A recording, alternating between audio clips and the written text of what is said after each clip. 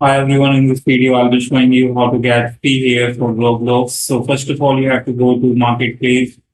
In marketplace you have to click on hair,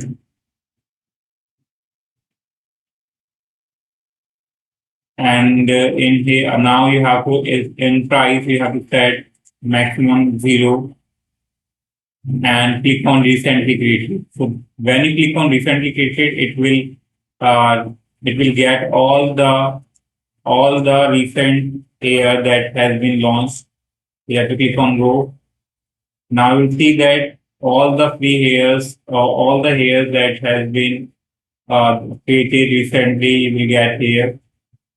So we have to set the maximum and minimum 0. Now you need to click on this first Ashnico here. So guys, if you want to get this hair, you can get this hair in Harmony Heal RP game. So you have to open this game and play this game. So to get this game, guys, the event will be held between 1st September to 28th September.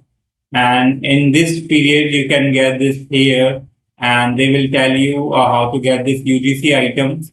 You have to basically, the general method, if you want to get the UGC item, you have to perform some task and complete those tasks. Once you perform and complete the task, you will get this UGC items for free.